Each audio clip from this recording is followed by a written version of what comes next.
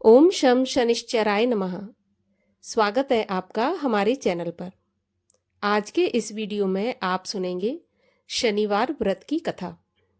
तो सभी प्रकार की व्रत कथाएं सुनने के लिए, चालीसा पाठ सुनने के लिए और हमसे जुड़े रहने के लिए आपको हमारे चैनल को सब्सक्राइब करना है, बेल आइकन को प्रेस करना है और आज का वीडियो अच्छा लगे तो लाइक करना है और शेयर करना है। तो चलिए कथा शुरू करने से पहले हम जान लेते हैं शनिदेव के बारे में। तो शनिदेव कौन है? देखिए, शनिदेव सूर्य भगवान के पुत्र हैं। इनकी जो गाथा है वो इस प्रकार है कि सूर्य भगवान की पत्नी थी संध्या। संध्या से सूर्य भगवान का विवाह हुआ था। जब सूर्य भगवान का विवाह संध्या से हुआ तो सूर्य की इतनी तेज गर्मी थी कि संध्या से सहन नहीं हुई और वो सूर्य भगवान के करीब भी नहीं जा सकती थी। लेकिन ये अपनी परेशानी वो किसी को बता भी नहीं सकती थी, ना ही सूर्यदेव को बता सकती थी। तो उन्होंने अपनी ही जैसी एक अपनी परछाई को उत्पन्न किया जिनका नाम था छाया। तो छाया को सूर्यदेव की सेवा में लगा दिया और स्वयं चली गई तपस्या करने के लिए। सूर्यदेव को भी इस बात का पता नहीं चला। इतनी हूबहू उन्होंने छाया को बनाया था। जब छाया सूर्यदेव की सेवा करने लगी तो छाया के शनिदेव उत्पन्न हुए।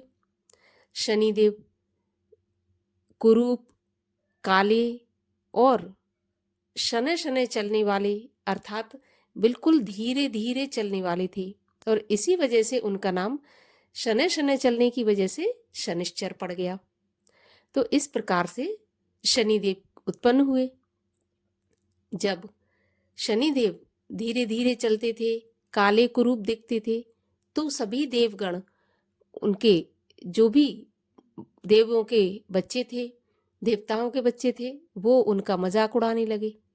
जब उनका मजाक उड़ाने लगे तब शनिदेव ने अपनी माँ छाया से इस बात की शिकायत की तो छाया ने भगवान भोलेनाथ की तपस्या करके भोलेनाथ को प्रसन्न किया और भोलेनाथ से कहा कि आप मेरे पुत्र शनिदेव के गुरु बने और उसे शिक्षा दीक्षा दें, जिससे संसार में शनिदेव का वर्चस्व बढ़ सके और शनिदेव की पूजा हो सके।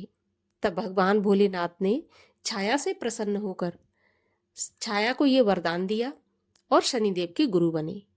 तो शनिदेव के गुरु भगवान भोलेनाथ भैरवनाथ के रूप में बने।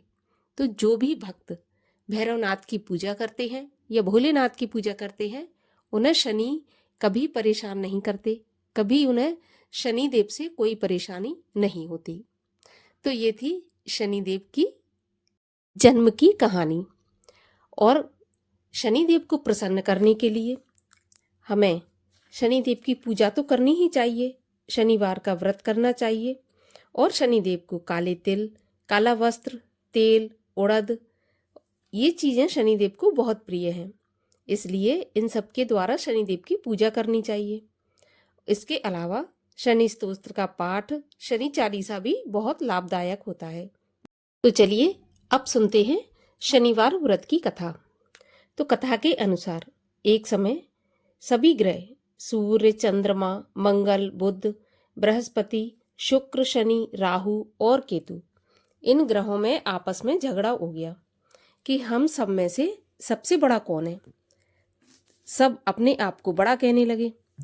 जब आपस में कोई निश्चय नहीं हुआ तो सब आपस में झगड़ते हुए इंद्र के पास गए और कहने लगे कि आप सब देवताओं की राजा हो, इसलिए आप हमारा न्याय करके हमें ये बताओ कि हम 9 ग्रहों में से सबसे बड़ा कौन है। राजा इंद्र इनका प्रश्न सुनकर घबरा गए और कहने लगे कि मुझ में इतनी सामर्थ्य नहीं है जो किसी को बड़ा या छोटा बताऊं। मैं अपने मुख से कुछ नहीं कह सकता। हाँ, एक उपाय हो सकता है। इस समय पृथ्वी पर राजा विक्रमादित्य दूसरों के दुखों का निवारण करने वाले हैं, इसलिए तुम सब मिलकर उन्हीं के पास जाओ, वही तुम्हारे दुखों का निवारण करेंगे। ऐसे वचन सुनकर सभी ग्रह देवता चलकर भूलोक में राजा विक्रमादित्य की सभा में जाकर उपस्थित हुए और अपना प्रश्न राजा के सामने रखा। राजा उनकी बात सुनकर चिंता में पड़ गए कि मैं अपने मुख से किसको बड़ा और किसको छोटा बताऊं। जिसको भी छोटा बताऊंगा वही क्रोध करेगा, परंतु उनका झगड़ा तो निपटाना था। इसलिए राजा ने एक उपाय सोचा। राजा ने सोना, चांदी, कांसा, पीतल, शीशा, रांगा, जस्ता, अभ्रक और लोहा, इन 9 धातुओं के 9 आसन बनवाए और सब आसनों को एक क्रम से लगा दिया, जैसे सोना सबसे पहले और लोहा सबसे आखिरी में। इसके बाद राजा ने सब ग्रहों से कहा कि आप सब अपने अपने सिंहासनों पर बैठ जाइए। जिसका सिंहासन सबसे आगे है वह सबसे बड़ा और जिसका आसन सबसे पीछे है वह सबसे छोटा जानिए। अब चूंकि लोहा सबसे पीछे था और वह शनिदेव का आसन था, इसलिए शनिदेव समझ गए कि राजा ने मुझको सबसे छोटा बना दिया। इस पर शनिदेव को बड़ा गुस्सा आया और कहा कि राजा, तू मेरे पराक्रम को नहीं जानता। सूर्य 1 राशि पर 1 महीना, चंद्रमा 2.25 महीना 2 दिन, मंगल 1.5 महीना, बृहस्पति 13 महीने, बुध और शुक्र 1 महीने, लेकिन मैं 1 राशि पर 2.5 या फिर 7.5 साल तक रहता हूँ। बड़े बड़े देवताओं को भी मैंने भीषण कष्ट दिया है। राजन सुनो, राम जी को जब 7.5 आई तो उन्हें वनवास हो गया और रावण पर आई तो राम और लक्ष्मण ने सेना लेकर लंका पर चढ़ाई कर दी, रावण के कुल का विनाश कर दिया। हे राजा, अब तुम सावधान रहना। राजा कहने लगा, जो कुछ भाग्य में होगा देखा जाएगा। उसके बाद अन्य ग्रह तो प्रसन्नता पूर्वक चले गए, लेकिन शनिदेव बड़े क्रोध के साथ वहां से पधारे। कुछ काल व्यतीत हो जाने पर जब राजा को 7.5 की दशा आई तो शनिदेव घोड़ों के सौदागर बनकर अनेक सुंदर घोड़ों के साथ राजा की राजधानी में आए। जब राजा ने सौदागर के आने की खबर सुनी तो अश्वपाल को अच्छे अच्छे घोड़े खरीदने की आज्ञा दी। अश्वपाल ऐसी अच्छी नस्ल के घोड़े देखकर और उनका मूल्य सुनकर चकित हो गया और तुरंत ही राजा को खबर दी। राजा उन घोड़ों को देखकर एक अच्छा सा घोड़ा चुनकर सवारी के लिए चढ़ा। राजा के घोड़े की पीठ पर चढ़ते ही घोड़ा जोर से भागा। घोड़ा बहुत दूर एक बड़े जंगल में जाकर राजा को छोड़कर गायब हो गया। इसके बाद राजा अकेला जंगल में भटकता फिरता रहा।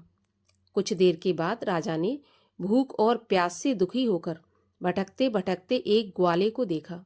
ग्वाले ने राजा को प्यास से व्याकुल देखकर पानी पिलाया। राजा की उंगली में एक अंगूठी थी। राजा ने उसे निकालकर प्रसन्नता के साथ ग्वाले को दे दी और शहर की ओर चल दिया। राजा शहर में पहुंचकर एक सेठ की दुकान पर जाकर बैठ गया और अपने आप को उज्जैन का रहने वाला और अपना नाम भीखा बताया। सेठ ने उसको कुलीन मनुष्य समझकर जल आदि पिलाया।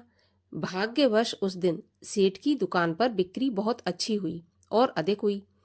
तब सेठ उसको भाग्यवान पुरुष समझकर भोजन कराने के लिए अपने साथ ले गया। भोजन करते समय राजा ने आश्चर्य की एक बात देखी कि खूंटी पर हार लटक रहा है और वह खूंटी उस हार को निगल रही है। भोजन के पश्चात कमरे में आने पर जब सेठ को कमरे में हार नहीं मिला तो सबने यही सोच लिया कि भीखा के सिवाय तो कोई और इस कमरे में आया नहीं है, तो हार भीखा ने ही चुराया है। परंतु भीखा ने ऐसा मना कर दिया कि मैंने हार नहीं लिया है।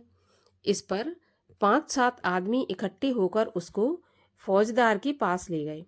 फौजदार ने उसको राजा के सामने उपस्थित कर दिया और कहा कि ये आदमी तो भला प्रतीत होता है, परंतु सेठ का कहना है कि इसके सिवाय और कोई घर में आया ही नहीं, अवश्य ही इसी ने चोरी की है। तब राजा ने आज्ञा दी कि इसके हाथ पैर काटकर चौरंगिया किया जाए। राजा की आज्ञा का तुरंत पालन किया गया और भीखा के हाथ पैर काट दिए गए। इस प्रकार कुछ काल व्यतीत होने पर एक तेली उसको अपने घर ले गया और कोल्हू पर उसको बैठा दिया। बीका उस कोलू पर बैठा हुआ जवान से बैल हाँकता रहा। शनि की दशा समाप्त हो गई और एक रात को वर्षा ऋतु के समय वह मल्हार राग गाने लगा। उसका गाना सुनकर उस शहर के राजा की कन्या उस राग पर मोहित हो गई और दासी को खबर लेने को भेजा कि शहर में ये कौन गा रहा है। दासी सारे शहर में फिरती फिरती क्या देखती है कि तेली के घर से चौरंगिया गा रहा है। दासी ने महल में आकर राजकुमारी को सारा वृत्तांत सुना दिया। बस उसी क्षण राजकुमारी ने अपने मन में यह प्रण कर लिया कि चाहे कुछ भी हो, इस चौरंगिया के साथ ही विवाह करूंगी। प्रातःकाल होते ही जब दासी ने राजकुमारी को जगाना चाहा तो राजकुमारी अनशन व्रत लेकर पड़ी रही। तब दासी ने रानी के पास जाकर राजकुमारी के ना उठने का वृत्तांत कहा।